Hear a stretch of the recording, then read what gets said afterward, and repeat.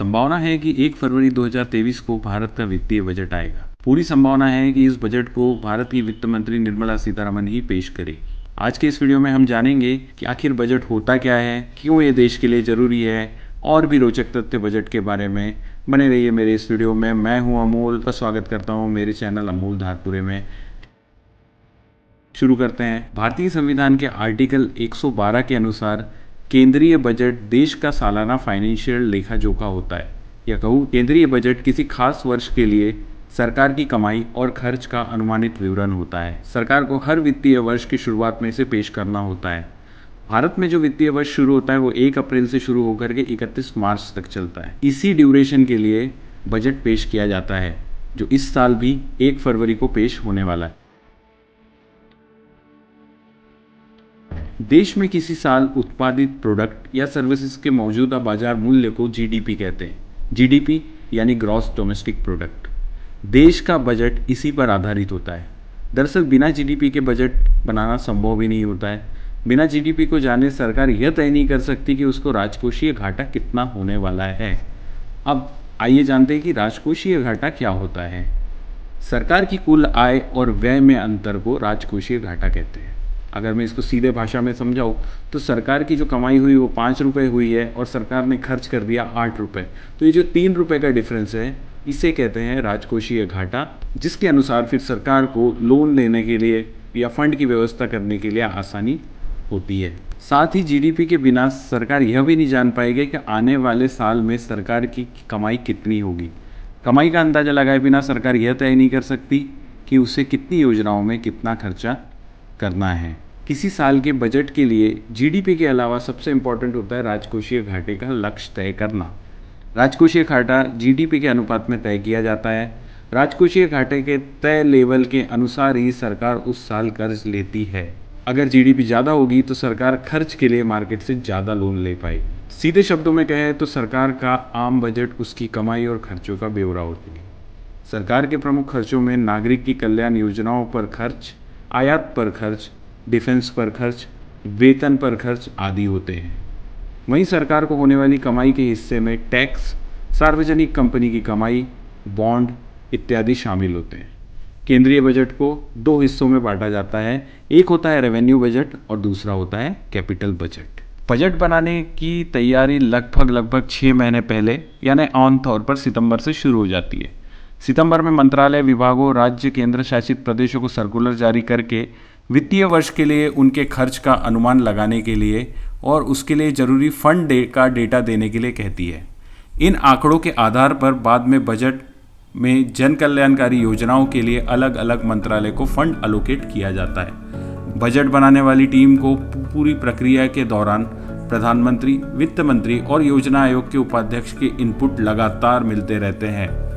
Budget team में अलग अलग क्षेत्र के विशेषज्ञ भी शामिल होते हैं। बजट बनाने और इसे पेश करने से पहले कई इंडस्ट्रियल ऑर्गेनाइजेशन और इंडस्ट्री के जानकारों से भी वित्त मंत्री चर्चा करते हैं। बजट से जुड़ी सारी चीज़ें फाइनल होने के बाद एक ब्लूप्रिंट तैयार किया जाता है।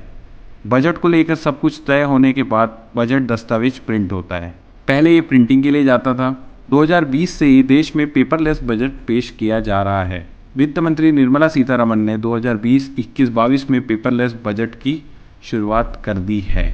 देश का बजट सत्र राष्ट्रपति के अभिभाषण से शुरू होता है। दरअसल किसी भी सत्र की शुरुआत या नई सरकार के गठन के बाद संसद का पहला सत्र राष्ट्रपति के संबोधन से शुरू होता है।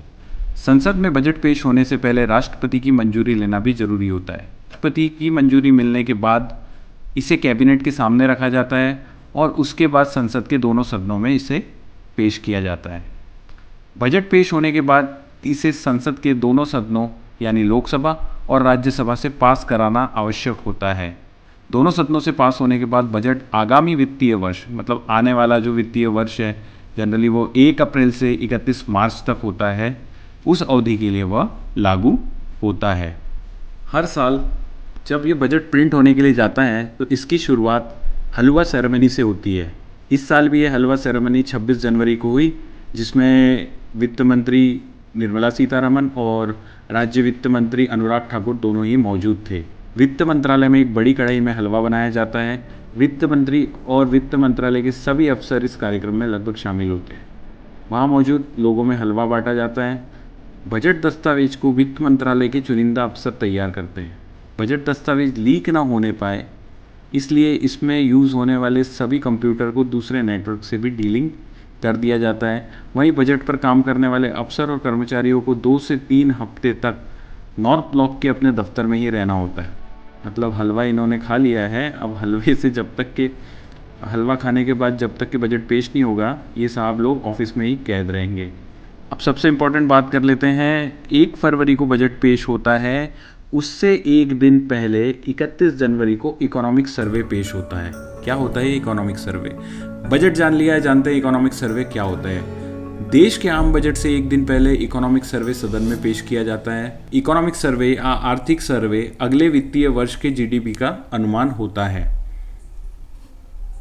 आर्थिक सर्वे देश की व्यवस्था का एक वार्षिक रिपोर्ट कार्ड होता है जो हर क्षेत्र में प्रदर्शन की जांच करता है और फिर भविष्य में कदम को सुझाव देता है। भारत का पहला इकोनॉमिक सर्वे सन 1950-51 में पेश किया गया था।